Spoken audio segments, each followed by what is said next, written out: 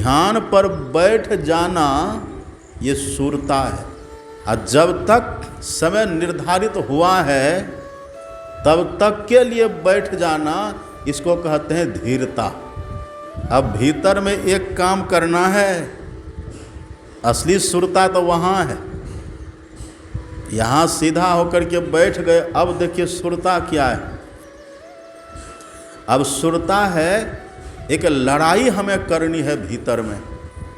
लड़ाई क्या करना है? प्रत्याहार करना है।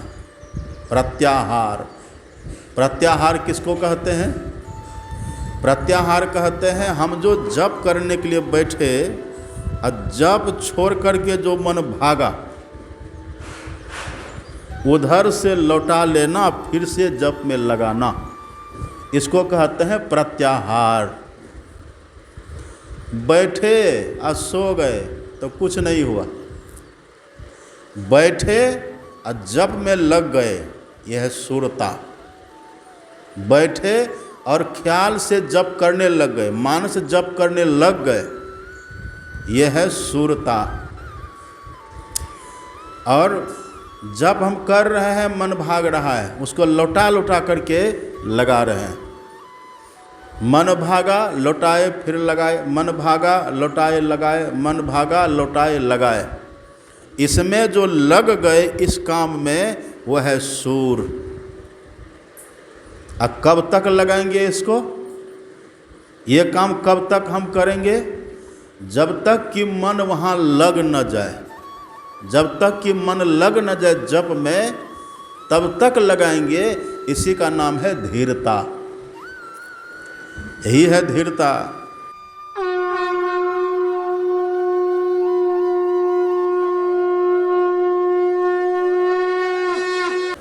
आपने अब तक सुना था रावण हमारा शत्रु है, और रावण कहने का भाव मोह। मोह जब तक मरेगा नहीं, शांति रूपी सीता मिलेगी नहीं, और हम लोग तब तक सुखी होंगे नहीं। तो ये मरे कैसे? इसके लिए भगवान श्री राम ने कहा पहले रथारूढ़ हो जाइए। रथारूढ़ हो जाना है, मतलब रथ पर सवार हो जाना है। और कल आपने यह भी सुना था, जो रथ का वर्णन भगवान ने किया, उस रथ पर बैठा नहीं जाता, उस रथ को अपने भीतर बैठाया जाता है। और रथ का वर्णन आपने सुना। रथ का जो सबसे महत्वपूर्ण अंग है, पार्ट है, उसको कहते हैं पहिया। बिना पहिया का रथ चलेगा? नहीं चलेगा। तो रथ में पहिया चाहिए। और रथ में कितना पहिया होता है? रथ में 2 ही पहिया। तो जैसे इस बाहर के रथ में 2 ही पहिया होता है, इसी तरह से भगवान कहते जो धर्ममय रथ है, इस रथ का भी 2 ही पहिया है। एक पहिया का नाम है सूरता और दूसरे का नाम है धीरता।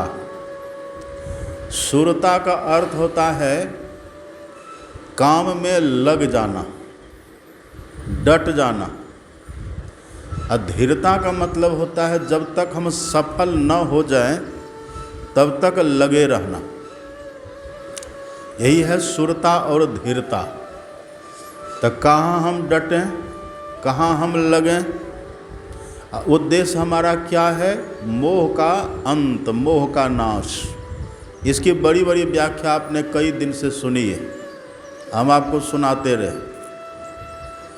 तो नाश करना है मोह का, तो हमको डटना है किसके सामने? क्या करने के लिए हमको डटना है? अध्ययन करने के लिए डटिएगा तो मोह मर जाएगा।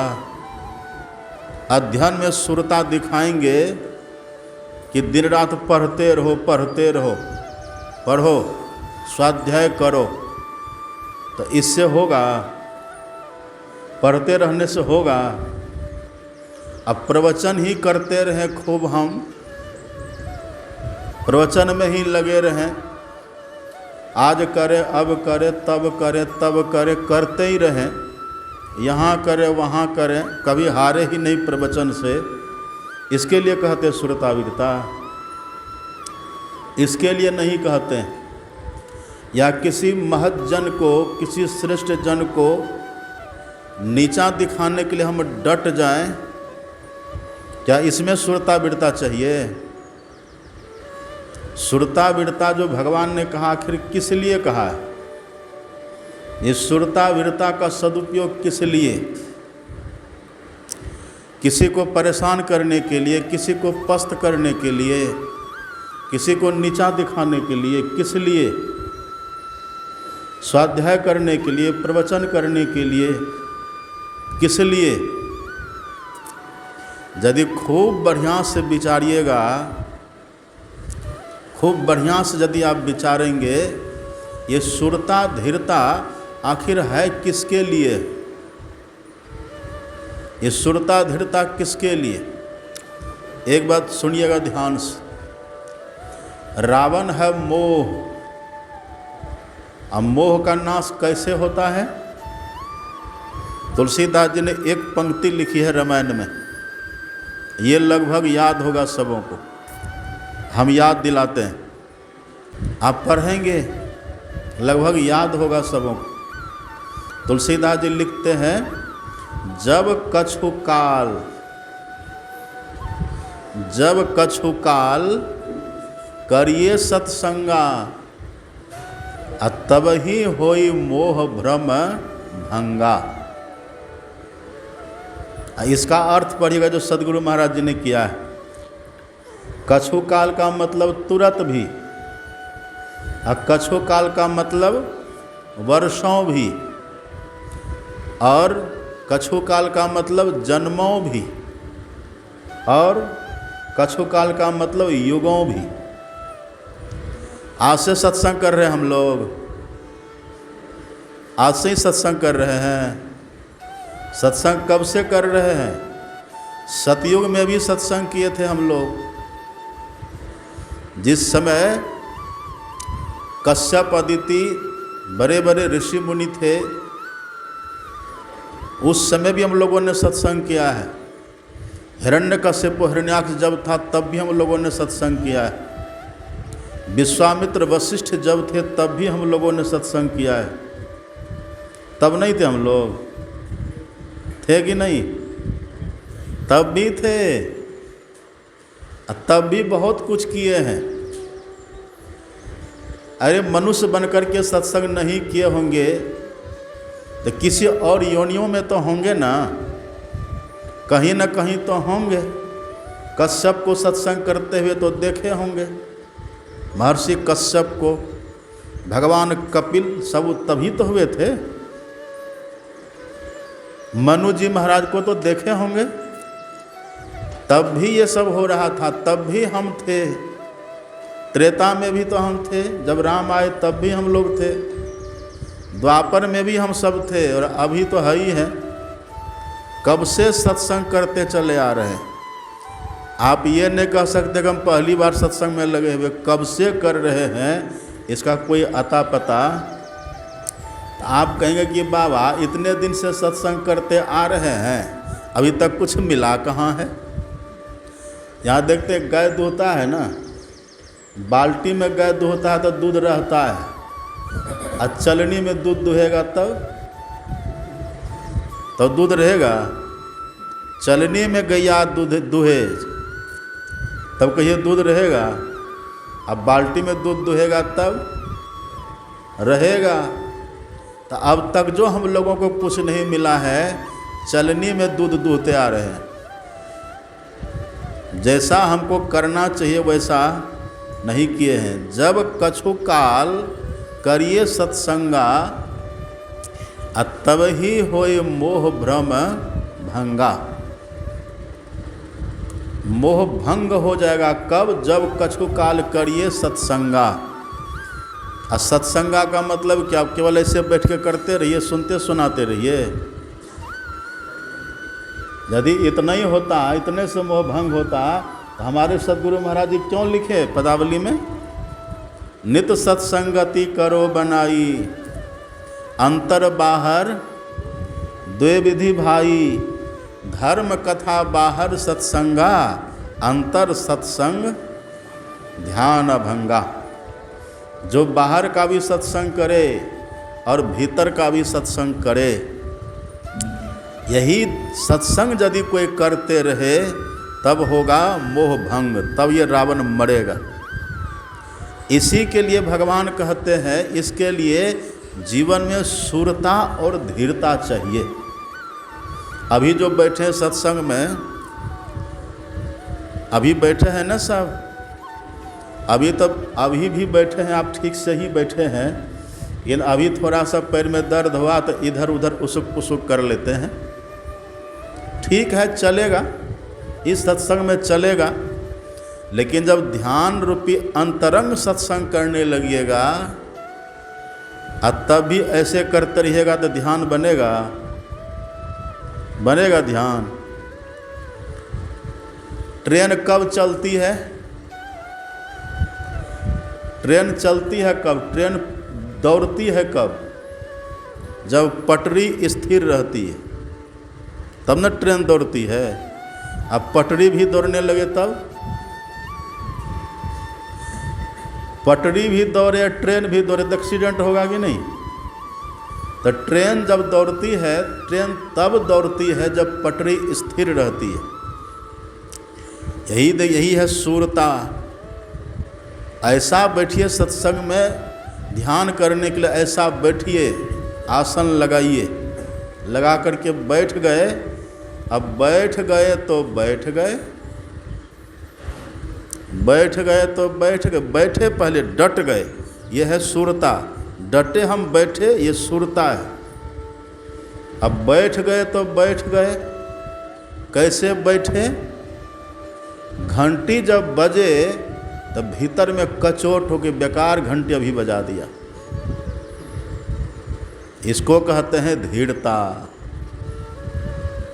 घंटी क्यों बजा दी? अभी घंटी बजाने वाले पर गुस्सा हो, अभी थोड़ी देर और रहने देते, लगता है 1 घंटा के पहले बजा दिया, तब नहीं हुआ। यहाँ तो जैसे बैठते हैं, अब उसी समय से क्या मिनट हुआ होगा आधा घंटा हो गया होगा। रात देखे, आज रात जो ध्यान हो रहा था 7 से 8 ध्यान होता है, और 7:30 में 6:30 से 7:30 नहीं 7 से 8 ध्यान होता है शाम में। हाँ, सवेरे में, हाँ सुबह वाला में 6:30 से 7:30 हम लोग बैठते हैं। अब बैठे ध्यान करने के लिए, अब बैठे ध्यान करने के लिए, लेकिन ध्यान हो रहा है घंटी का अब घंटी का जो ध्यान हो रहा था तो उठ करके घंटी आधे घंटा में बजा दिए। अब घंटी हमको भी लगा कि ये इतना जल्दी 1 घंटा पूरा हो गया, कहीं हम सो तो नहीं गए थे। लेकिन तब तक देखे कि सब बोले रे पहले कहा घंटी बजा दिए, तब को नहीं, हम ठीक हैं, घंटी ही गलत बजा है। तो हम बैठे रहे और सब भी बहुत लोग बैठे रहे, बहुत तो उठ भी गए। तो जैसे बैठ तो जाते हैं, सुरता तो हो गई, यहाँ आकर के ध्यान पर बैठ जाना ये कम बड़ी बात नहीं है। ध्यान पर बैठ जाना ये सुरता है। कोई सूर ही ऐसा काम कर सकता है, न तो कहिए चलिए ध्यान पर बैठने, हमको अभी फुर्सत नहीं है, हमको अभी काम है। काम का कभी अंत होता है?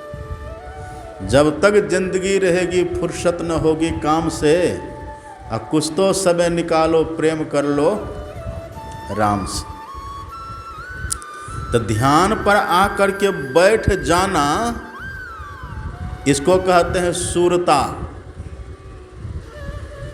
और जब तक समय निर्धारित हुआ है तब तक के लिए बैठ जाना, इसको कहते हैं धीरता। ये धीरता है, शूरता और धीरता।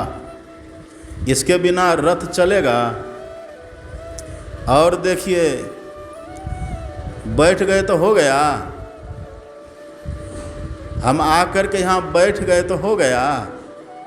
अब भीतर में एक काम करना है।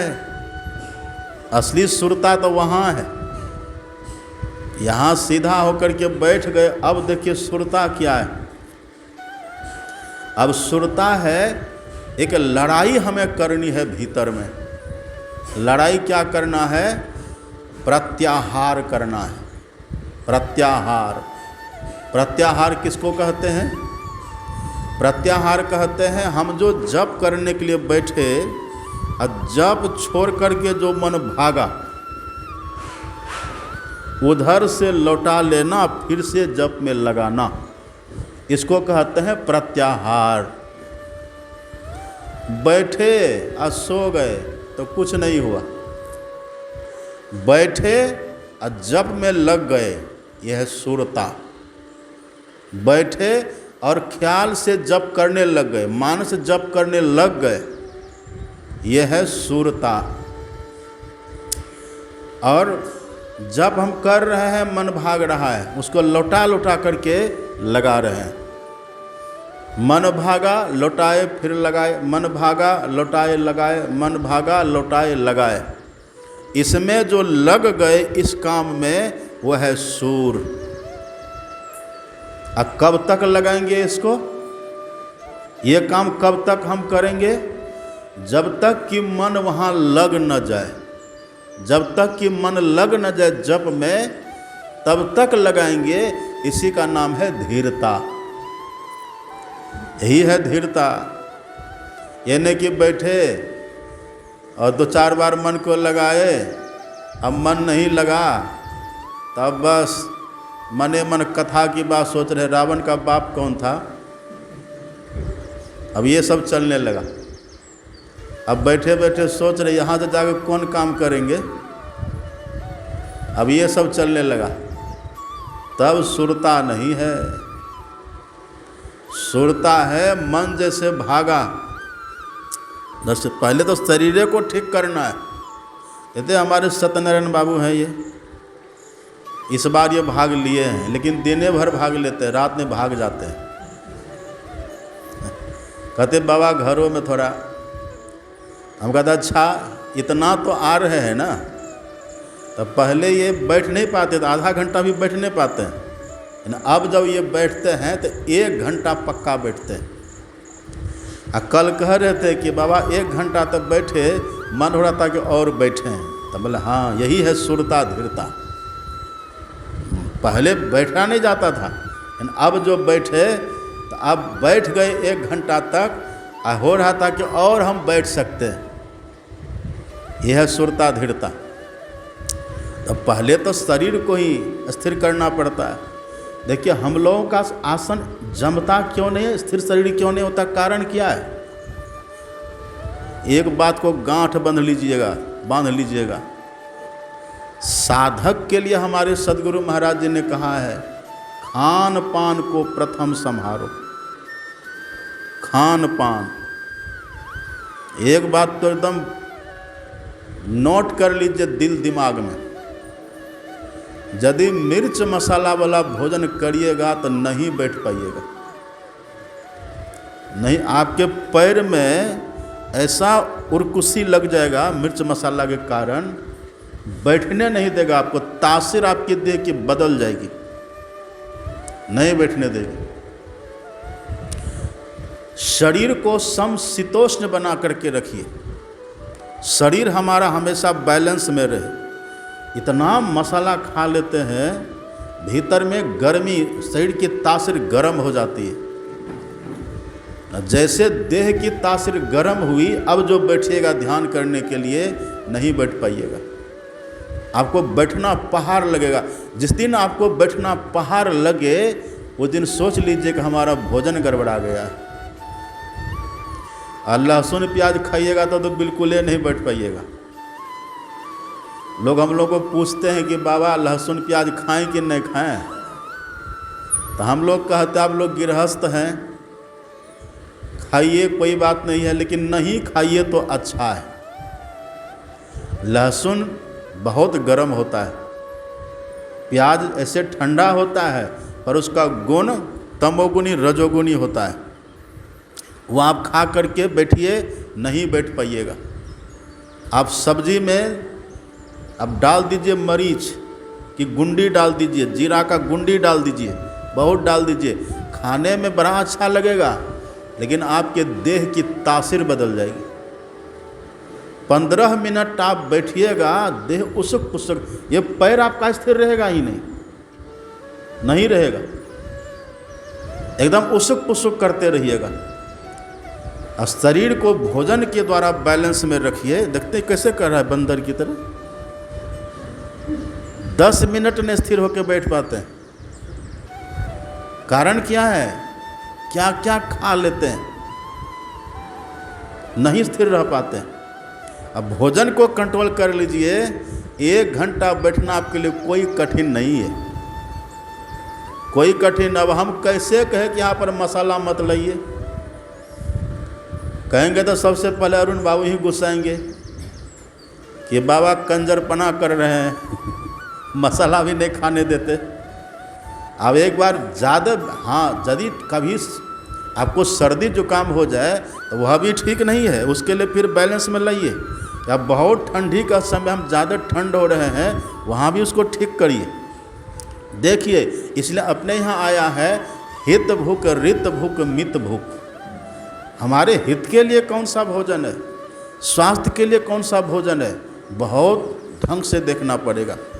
और जब शरीर आपका भीतर से शीतल रहेगा, ठीक ठाक रहेगा, ठंडा रहेगा, 1 घंटा आपके लिए कुछ नहीं लगेगा। आप करके देखिए ना।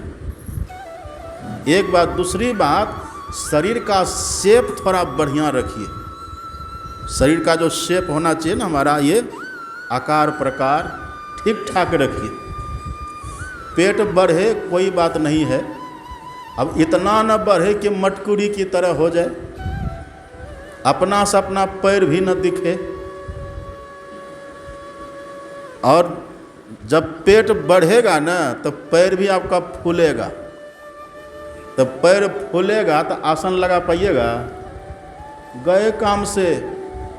भले हम आपको आदर दे देंगे, सम्मान दे देंगे, लेकिन आप बैठ जो नहीं पाते हैं, भगवान के दरबार में कोई सम्मान नहीं है, कोई सम्मान नहीं। शरीर का शेप भी साधक को बना के रखना चाहिए।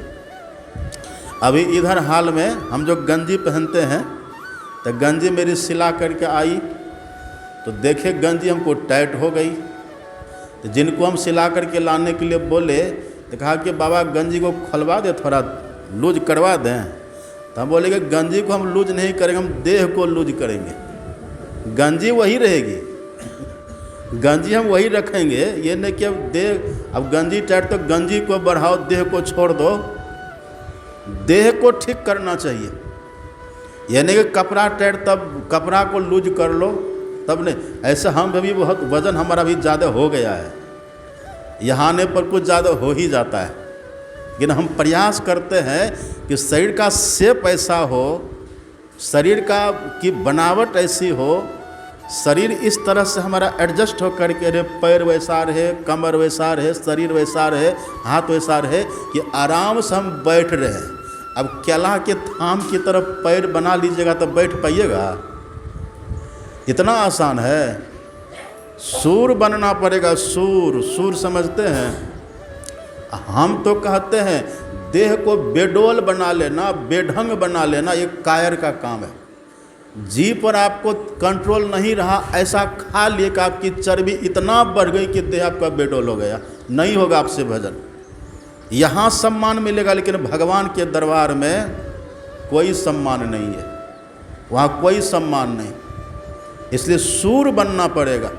ऐसे देखिए, सूर पर हमको बहुत चौपाई याद है, सूर पर बहुत श्लोक भी याद, हम पढ़ करके ऐसा आपको हम सुना देंगे ना, आप जय जयकार कर दीजिएगा।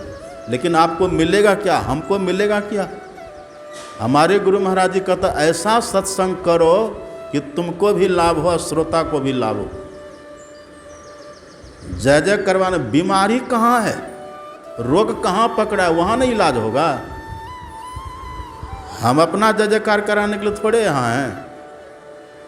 इलाज देखिए कहाँ हमको जरूरी है। सूर्य किस लिए भगवान कहते, सूरज धीरज तही रक्षा का क्यों कहते भगवान? आधा घंटा बैठ नहीं पाते ध्यान पर, कैसे होगा?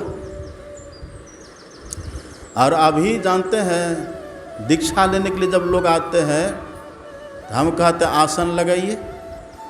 बच्चे सब जब आते तो बच्चे तो आराम से आसन लगा लेते, भगवान वैसा बना करके दे देते हैं।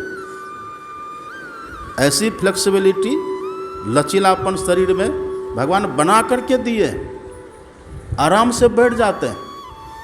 और जब बूढ़ा बूढ़ी आते हैं दीक्षा लेने के लिए, वो खा खा करके ऐसा जीवन जी करके दिनचर्या इतनी खराब करके शरीर को ऐसा बेढंग बेडोल बना लेते हैं।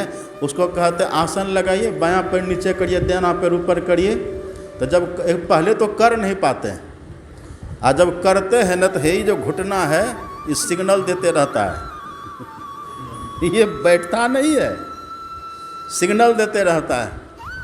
तो हम कहते हैं अच्छा, तो जैसे बैठ पाते वैसे बैठिए, तब क्या करिएगा? नहीं मामा तक कानू मामा, कैसे कहते हैं आप? कुछ नहीं से तो कुछ भी करिए। तब प्रातः काल के वर्णन में आपको आसन के लिए ज़्यादा खुलासा करके, अभी तो बस सुरता धीरता की बात है, शरीर को ऐसा बना करके हम रखें कि आराम से कम 1 घंटा हम बैठें। जब पूज्यपाद महर्षि साईं स्वामी जी महाराज रहते थे ना मनियारपुर में, जब विराजते थे, तब प्रायः हम हर साल वहाँ ध्यानाभ्यास में कोशिश करते थे और जाते भी थे।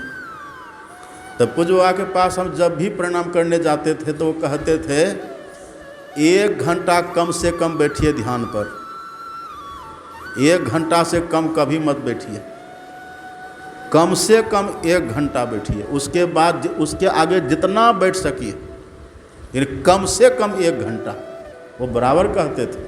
बोलिए प्रेम से। तो शरीर हमको ऐसा बना करके रखना है, इसका डिजाइन, इसकी बनावट हमको ऐसा खान पान के द्वारा अथवा आसन प्राणायाम के द्वारा ऐसा शरीर हमको बना करके रखना है ताकि 1 घंटा हमको बैठने में कोई दिक्कत ना हो, आराम से हम बैठ लें, खान पान वैसा रहे और शरीर का शेप सब वैसा रहे, आराम से हम बैठ ले 1 घंटा। इसको कहते हैं सुरता धीरता। ऐसा नहीं कर पाते हैं तो हम भले गरवा कपड़ा पहन लिए लेकिन हम हैं कायर। क्या होगा इससे? आप हमको कह दीजिए कायर, हमको कोई दुख नहीं है, क्योंकि हम वैसा कर नहीं पाते हैं। यहाँ भले आप हमको सम्मान दे दीजिएगा, लेकिन भगवान के दरबार में हमारा कोई सम्मान नहीं है, कोई सम्मान नहीं, बिल्कुल नहीं। 0/0, 0 × 0 वही है, 0 सब 0 0 है। अब 0 रहेंगे, चाहेंगे बनने के लिए हीरो, तो संभव है? संभव नहीं है। और बैठ करके जो हम जप करें, प्रत्याहार में नहीं हारे व्यक्ति। बैठे हैं जप करने के लिए, मन भागेगा। अब देखिए, अगर आपका खान पान गलत है ना, मन ज़्यादा भागेगा, मन ज़्यादा भागेगा। अगर रजोगुनी भोजन ज़्यादा कर लिए हैं, तमोगुनी भोजन ज़्यादा कर लिए हैं, तो या तो बहुत मन चंचल होगा, आप नहीं कर पाएंगे जप। 10 मिनट होते होते पूरा शरीर आपका मथा चला जाएगा, इतना मन चंचल, देह गर्म हो जाएगा, आप उठ के भाग जाएंगे, नहीं बैठ पाइएगा। और तमोगुनी अगर ज़्यादा भोजन कर लिए हैं तब बैठेंगे, तब बैठेंगे और 10 मिनट होते होते 15 मिनट होते होते आलस में चले जाएंगे। मिर्च मसाला वाला भोजन किए, भरपेट खा लिए तो ठीक है, और वही जब उससे रजोगुनी वृत्ति बढ़ेगी, मन चंचल होगा, और उसी को ठूस ठूस करके खूब खा लीजिए, तब तमोगुनी हो जाएगी वृत्ति, आलस आएगा, बस बैठेंगे सो जाएंगे। बैठे सो गए या बैठे घुनावन चलने लग गया, इससे जो बचे वो है सूर। अब जाइए, अभी भी धरारा में एक कुर्सी सुनते अब भी है सदगुरु महाराज जी की। जब बैठते थे ध्यान करने के लिए हमारे सदगुरु महाराज जी, तो शरीर सीधा रहे इसके लिए कुर्सी में बांध देते थे शरीर को। ऐसे समाधिस्थ महापुरुष का शरीर तो ऐसे भी झुकता है, वो अलग बात है, कोई बात नहीं है, लेकिन उनकी लीला थी, बांध देते थे। समर्थ गुरु रामदास जी की जीवनी आप पढ़ेंगे ना, वो जाते थे नर्मदा नदी में और इतना जल में खड़े होकर के तब जप करते थे, इतना जल में, ताकि आलस ना आवे। सूरता है ना, सूरता यहाँ किसको कहते हैं? किसी के दो गाली सह लीजिए आप सूर हो गए। सत्संग में है, घर में है, दो गाली किसी ने हमको दे दिया, हम सह लिए, ये सूरता हो गई। हम सह लिए, कोई बात नहीं, सहनशीलता तो होनी चाहिए ना। किसी ने हमारा अपमान कर लिया, हम सह गए, और यदि सह गए तब सहने मात्र से आपकी तपस्या की वृद्धि हो जाएगी। अपमानात् तपोवृद्धि, सम्मानात् तपोक्षय। अपमान करने से तप बढ़ता है, और सम्मान यदि हमारा कोई ज़्यादा करे तो तप घटता है। यदि कोई कुछ कह दे सह लीजिए। आप पढ़िए ना, चौथा भाग पढ़िएगा सदगुरु महाराज जी का। सदगुरु महाराज जी कहते साधक को ईर्ष्या से, चीढ़ से बहुत बच करके रहना चाहिए। उद्वेग से, कोई दो बात कह दिया, उद्वेग पैदा करेगा भीतर में, उससे जो बच जाए सूर है। कोई कुछ दो बात कह दिया, उस समय उबेंगे नहीं, सह लेंगे, सहनशीलता जीवन में। और यदि आप कहिएगा कि हम तो सुभाष चंद्र बोस हैं, हम दिन में तारे गिना देंगे, तब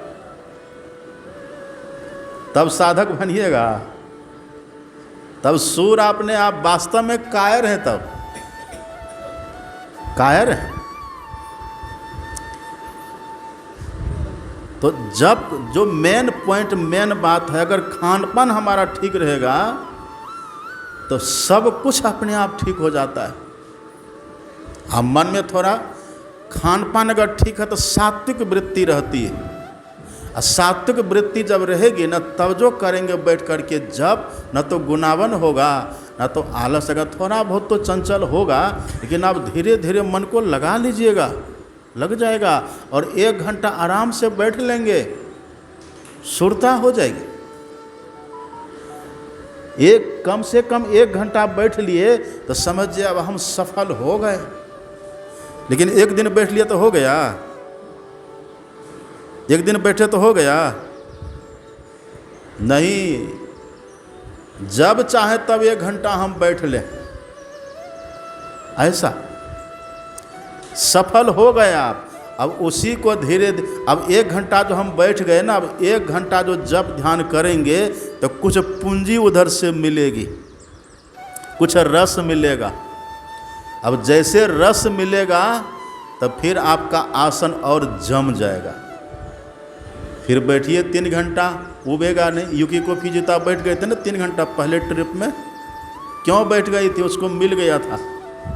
आप भौरा को देखिए, भौरा को देखिए, भौरा को देखेंगे ना बगीचा में, फूलों के उद्यान में, भौरा भन भन भन भन भन भनाता रहता है, भन भन, कभी इस फूल के पास जगह, कभी उस फूल के पास, कभी यहाँ कहीं वहाँ, ये भौरा भन भनाता रहता है। और जैसे किसी फूल पर वो बैठा, अब फूल का पराग उसको मिल गया, अब उड़ेगा। आप पढ़िएगा रामायण, माता अहिल्या का पढ़िएगा। माता अहिल्या का पति श्राप दिया था ना गौतम ऋषि, तो उसमें जब राम भगवान का दर्शन हुआ है बाद में, माता अहिल्या को, अहिल्या ने जो वरदान मांगा है, बिनती प्रभु मोरी मैं मति थोरी, नाथ न मांगो बर आना। हे स्वामी, मैं दूसरा वरदान आपसे नहीं मांगती हूँ, तो पद कमल परागा, पद कमल परागा, पद कमल परागा, मन अनुरागा, मम मन मधुप करे पाना। हे प्रभु, आपका जो चरण कमल है ना, वो फूल के समान हो जाए, पराग के समान हो जाए, और मेरा मन भौरा के समान हो जाए। जैसे भौरा को जब फूल का पराग मिलने लग जाता है तो भौरा मशगूल हो जाता है, इसी तरह से मेरा मन रूपी भौरा आपके चरण रूपी पराग में मशगूल हो जाए। यही वरदान हमको दीजिए। और कुछ वरदान मांगा है माता अहिल्या ने? अहिल्या का पढ़िए। अच्छा, वो जो लिखे है ना पाषाण पत्थर के जा पत्थर हो जा, ये तो इधर है ना, आप वाल्मीकि रामायण पढ़िएगा। उस रामायण में लिखा है पत्थर की तरह बैठ करके माता अहिल्या ने ध्यान किया है। पत्थर की तरह बैठ कर, जैसे पत्थर बिल्कुल अचल अकंप स्थिर रहता है ना, ऐसे माता अहिल्या अचल अकंप स्थिर हो गई है। ये सूरता कब तक बैठी, कब श्राप दिए थे वो। राम भगवान त्रेता का अंतिम चरण में आए हैं, तब तक ये महापुरुषों ने ऐसा वर्णन किया है। हम लोग इतने कहते हैं कि मुनि गौतम नारी साप बस उपल देह धरी धीर, पत्थर बनकर के ऊपर हुई थी। नहीं, महापुरुष कहते पत्थर की तरह वो ध्यान में मग्न हो गई थी। जब राम भगवान ने दर्शन दिया है तब उन्होंने यही कहा था, हे प्रभु पद कमल परागा मन अनुरागा। आपका जो चरण कमल है उसके पराग में मेरा मन भंवरा बन करके उसमें मशगूल हो जाए। अच्छा, एक बात देखिए, सुनिएगा ध्यान से, बहुत ध्यान से सुनिएगा।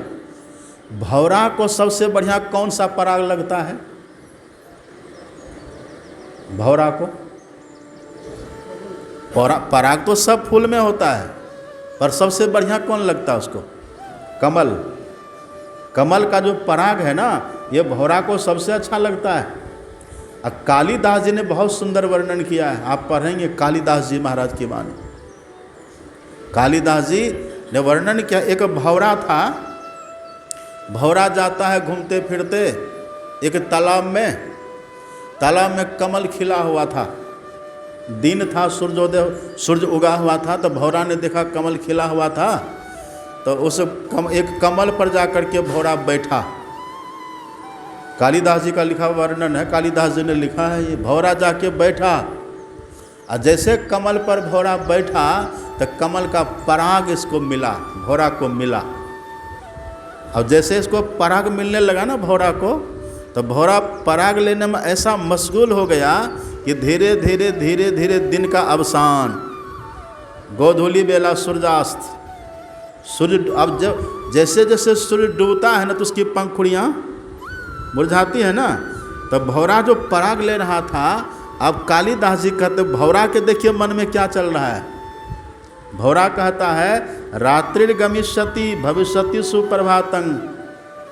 अब ये कमल का पंखुड़ियाँ, कमल की पंखुड़ियाँ जो मुरझाने सिकुड़ने बंद होने लगी है ना, ये भंवरा देख रहा है, पर उसको जो पराग मिल रहा है तो भंवरा कहता कोई बात नहीं, अभी ये पंखुड़ियाँ बंद हो जाए, अभी ये पंखुड़ियाँ बंद हो जाए, कोई बात नहीं, हम इसमें बंद होगा तब भी पराग लेते रहेंगे।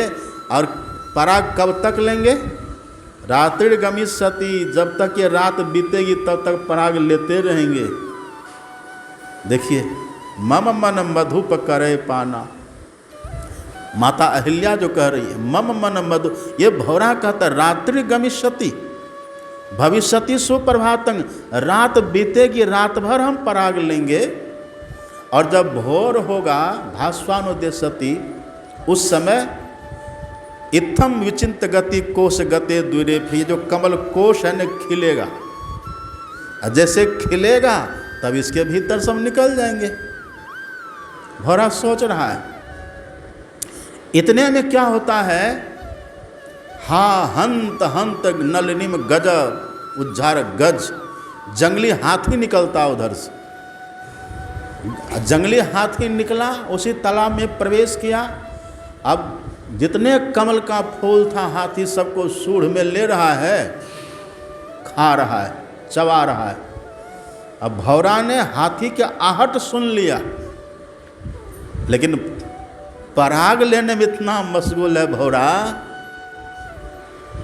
पराग लेने में इतना मशगूल है कि हाथी के आहट को भी वो अनसुना कर देता है।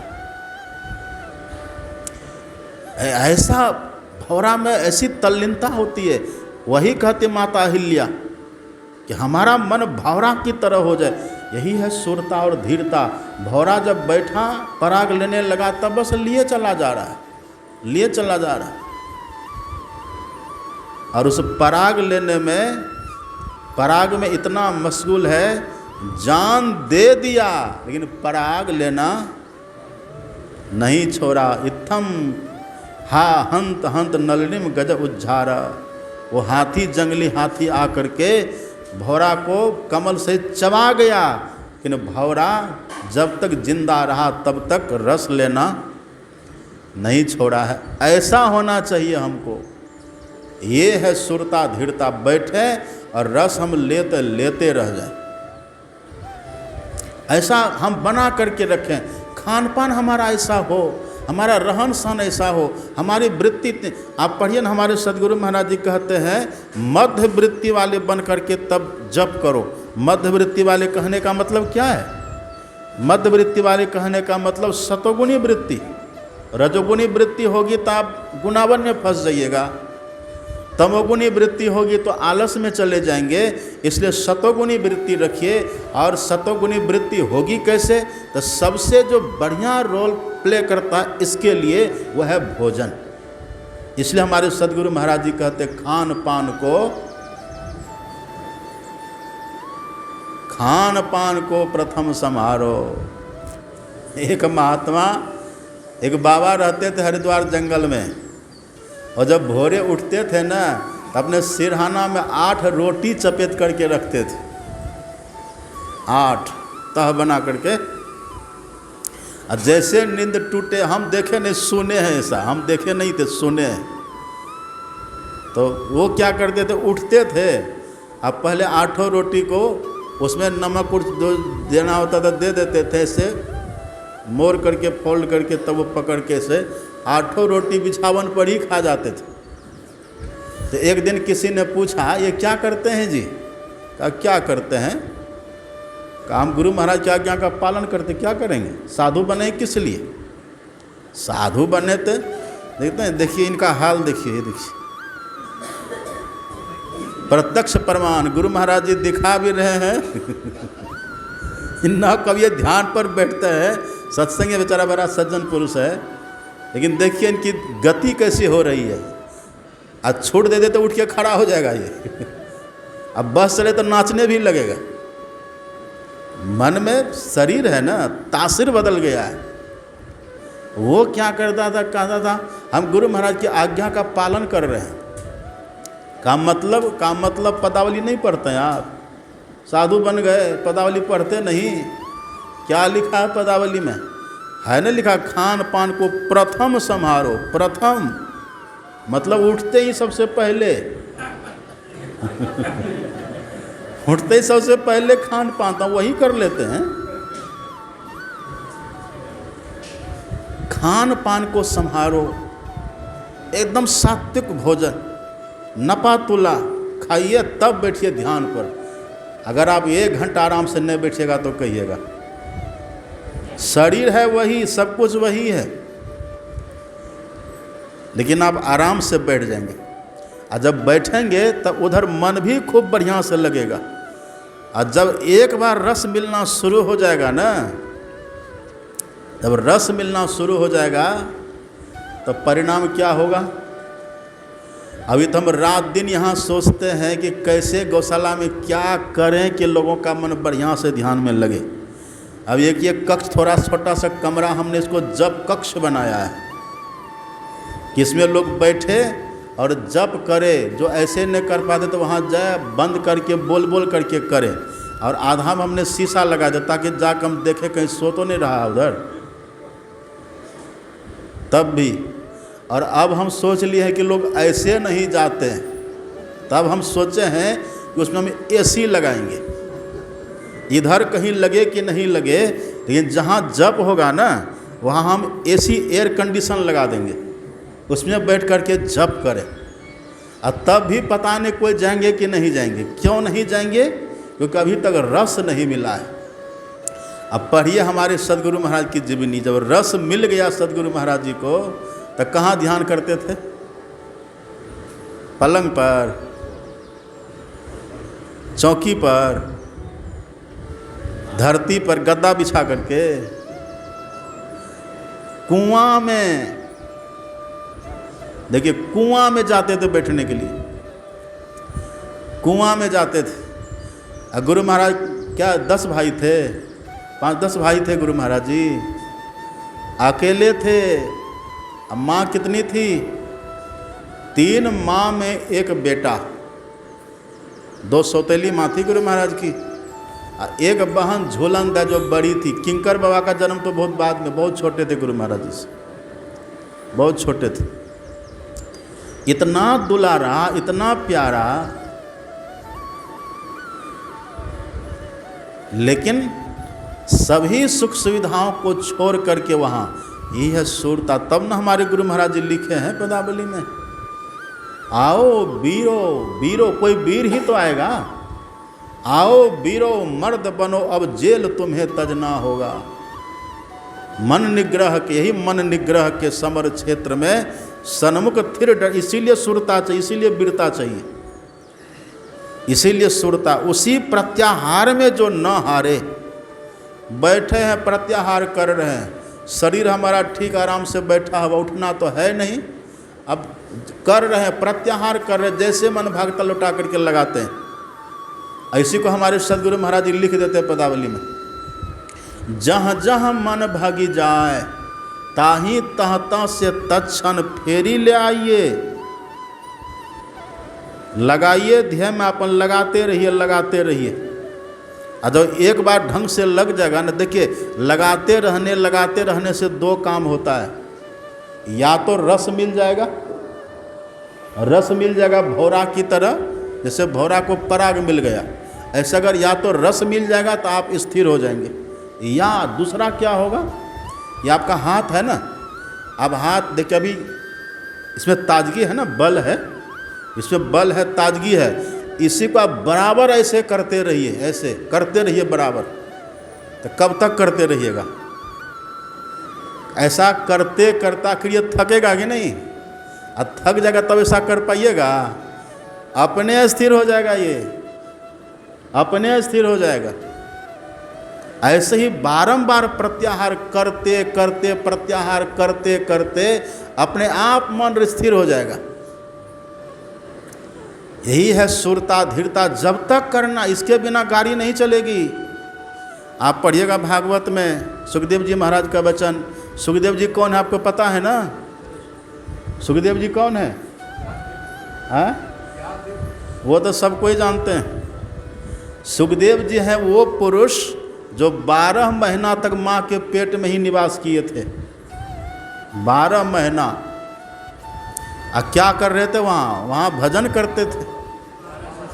हाँ, वही ना बोले हम, 12 महीना बोल दिए, 12 वर्ष। हाँ, 12 वर्ष तक रहे थे। कितना रहे थे? 12 वर्ष तक रहे। उनका कथन है, वो कहते हैं, आप पढ़िएगा, उनका कथन है कि ये जो आप घर में आधा घंटा सुबह में ध्यान करते हैं, आधा घंटा दोपहर में ध्यान करते हैं, आधा घंटा रात में करते हैं, ये तो दिनचर्या है, ये तो आपकी दिनचर्या है। ये तो बस आप सत्संगी बने तो आपकी ड्यूटी है ये, इससे काम नहीं चलेगा। ये तो बस वैसा ही है जैसे आप रोज घर में शाम के समय दिया जला देते हैं, वो ड्यूटी है आपकी, वो दिनचर्या है आपकी, इससे कुछ मिलेगा? हाँ, करते रहिए। सुखदेव जी का वचन पढ़िएगा, भागवत के 2 स्कंद में पढ़िए। सुखदेव जी कहते हैं, अकामः अकामः पूर्ण कामः मोक्ष कामी उदारधि तीव्रेन भक्ति योगेन यजेत पुरुषम परम। सुखदेव जी कहते हैं, चाहे आप अकामी बनिए कि सकामी बनिए कि मोक्षकामी बनिए, कुछ भी बनिए, जब तक आप तीव्रता से, तीव्रेन भक्ति योगेन, तीव्रेन, तीव्रेन का मतलब क्या?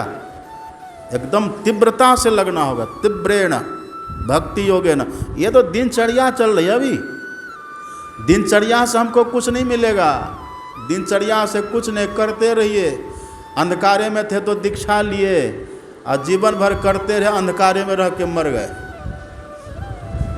थोड़ा बहुत पुण्य पान जो होना था वो हुआ, जब करते रहे पुण्य हुआ, मरेंगे तो स्वर्ग जाएंगे, कुछ मिलेगा, अनुभूति नहीं होगी। अनुभूति यदि चाहते, पाना यदि चाहते हैं, तीव्रेन भक्ति योगेन, तीव्रता से करते रहिए। या तो करते करते मन को प्रत्याहार करते करते, मन लगाते लगाते, या तो मन को रस मिलेगा तो मन स्थिर हो जाएगा। और रस यदि नहीं भी मिला है ना, तो प्रत्याहार करते करते मन थक जाएगा। जैसे आप हाथ को बारंबार या बारंबार आप दंड बैठक करिए, थकिएगा कि नहीं। हमारे सदगुरु महाराज एक कहानी कहते थे। एक सेठ जी थे ना, उसके पास बहुत काम था, काम करते करते परेशान, वो दरवाजे पर बैठ कर के रो रहा था। एक संत उधर से गुजर रहे थे, तो संत ने देखा कि सेठ जी हैं रो रहे हैं, तो पूछा सेठ जी क्यों रो रहे हैं, क्या कष्ट है, क्या दिक्कत है। कहा बाबा क्या कहें, इतना काम धंधा का विस्तार हो गया है, करते करते थक जाते हैं। मन में होता है कि अब काम खत्म होगा, अब काम खत्म होगा, खत्म ही नहीं हो रहा है। हम इतना परेशान है काम धंधा से, खत्म हो ही नहीं रहा है। तो संत ने कहा हम खत्म कर दें। कहा कैसे। कहा हम आपको भूत दे देते हैं, भूत हम आपको देते हैं, वो आपका सेवक बन करके रहेगा। उसका जो काम बता देंगे वो काम आपका भूत कर देगा। लेकिन याद रखिएगा, जब काम उसको नहीं दीजिएगा तो आप ही को मारेगा। तो जब काम खत्म होने वाला होगा तो हमको याद करिएगा, तो हम आएंगे। कहा ठीक है बाबा। तो संत होते हैं, उनकी मौज हुई, एक भूत लिए दे दिए उसको, और सेठ जी के पास भूत हो गया। अब भूत तो भूत होता है, सेठ जी जो काम करने के लिए कहे भूत को, वो काम करके तुरंत हाजिर। अब जो काम महीनों में होने वाला था मिनटों में करके ख़त्म। भूत तो भूत ही ना है, भूत खेल आप जानते हैं कि नहीं। तो जो काम महीनों में मिनटों में ख़त्म, करते करते सब काम उसका ख़त्म हो गया। अब पहले तो बड़ा खुश हुआ, करे बड़ा अच्छा सेवक है, तो जो कहते तुरंत कर देता है। जाओ तालाब खोदो। अब तालाब खोदने में भूत को कितना समय लगेगा। हो गया मालिक, तालाब देख लो तैयार हो गया। अरे वाह बड़ा अच्छा, दूसरा काम बताइए। अब काम बता बता के जितना काम था सब काम खत्म जब हो गया, थोड़ा काम बचा। अब इसको याद आता कि अरे बाबा ने कहा था जब काम खत्म होगा ना तो ये आप ही को मारेगा। अब बाबा को याद किए, तो बाबा आ गए। कहा कि बाबा ये देखिए भूत को तो जो काम कहते तुरंत कर दिया, ख़त्म कर दिया सब काम। अब क्या होगा, अब कैसे इससे बचेंगे। तब संत ने कहा चिंता मत करो, अब जो भूत आवे ना तो भूत से ही कहना कि बाँस काट करके ले आओ। सुन रहे बात, क्या कहा, एक बाँस काट करके ले आओ। जब भूत बाँस काट करके लाएगा तो उसी भूत से बाँस को साफ सफाई करवा लेना, उसी भूत से सब उसी से करवाना है। अब फिर उसी बाँस को धरती में गाड़ देना, गड़वा देना भूते से, धरती में गड़वा देना। और उस पर थोड़ा तेल उल लगा देना, कोई सरसों का जो तेल हो थोड़ा उस पर मलवा देना, लगवा देना बाँस पर।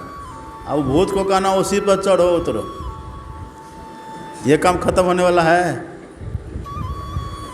बाँस पर चढ़ो तो काम खत्म होने वाला है। वही किया सेठ जी, बाँस मंगाया, गड़वा दिया। अब भूत से कहा चढ़ो उतरो। अब भूत चढ़े उतरे रे, ये काम तो खत्म होने वाला ही नहीं है। तब सेठ जी के पास गए, सेठ जी क्षमा कर दीजिए। कहा जाओ भागो यहाँ से। फिर भूत भाग गया। ये कहानी कह के गुरु महाराज जी कहते थे, जैसे भूत बाँस पर चढ़ते उतरते, ये काम कभी खत्म होने वाला है। लगा दिया भूत को, लगे रहो। अब बाँस पर चढ़ते उतरते अपने आप भूत थक गया। ऐसे ही ये जो जप है ना, यही है बाँस। जप क्या है, बाँस। मानस जप क्या है, बाँस। मानस ध्यान क्या है, बाँस। और तेल क्या है, तेल क्या है, तेल को संस्कृत में कहते हैं स्नेह। क्या कहते हैं, स्नेह। और स्नेह का अर्थ क्या होता है? प्रेम, श्रद्धा, प्रेम। प्रेम से जप करिए, नाम सप्रेम जपत अनयासा। प्रेम से जप करिए। जैसे मन जप को छोड़ करके भागे, तुरंत लौटा के मन को जप में लगा दीजिए। प्रेम, जप से प्रेम करिए, गुरु महाराज के मंत्र से प्रेम करिए, जप से प्रेम करिए। और सबसे बड़ी बात है कि गुरु महाराज जी से प्रेम करिए। गुरु महाराज जी से प्रेम नहीं होगा तो आपका जप नहीं बनेगा। एकदम लिख लीजिए इस बात को। जिनको गुरु महाराज में प्रेम नहीं, जिनको अपने इष्ट में प्रेम नहीं, उनका जप नहीं बनेगा। आपको 5-10 देवता में प्रेम है तो जप होगा ही नहीं। सब जग ममता ताग बटोरी, मम पद खैंची बांधी बड़ डोरी। सबसे जो प्रेम हटा करके एक इष्ट में जोड़ देंगे, गुरु महाराज जी में जोड़ देंगे, और तब जो जप करेंगे ना वही हो जाएगा तेल। अब बैठ करके आराम से प्रेम से जप करते रहिए। मन भागे लौटाइए, मन भागे लौटाइए, लगाइए उसमें। यही काम करते करते धीरे धीरे मन थक जाएगा।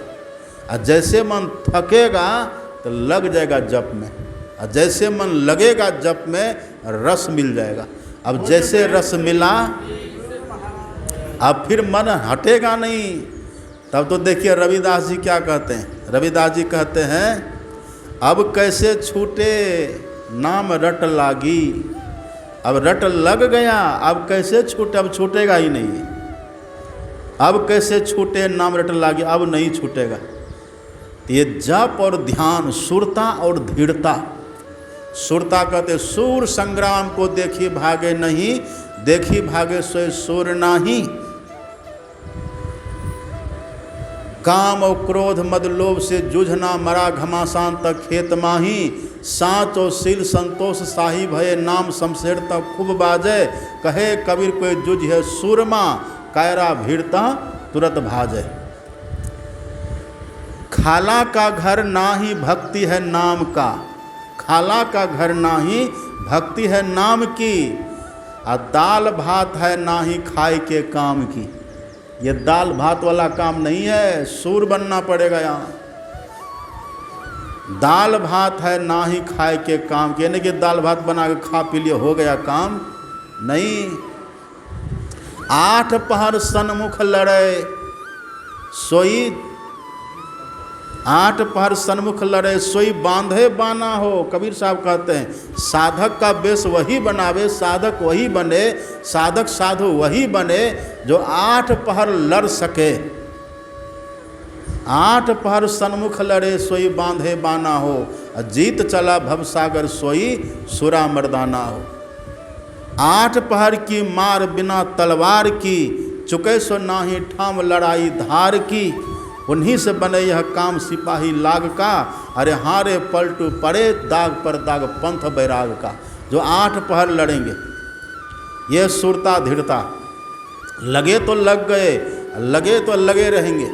ऐसा जो करेंगे ना, उनका रथ आगे बढ़ेगा मोह रूपी रावण का वध करने के लिए। यही तो पहिया है इसका, आगे बढ़ेंगे।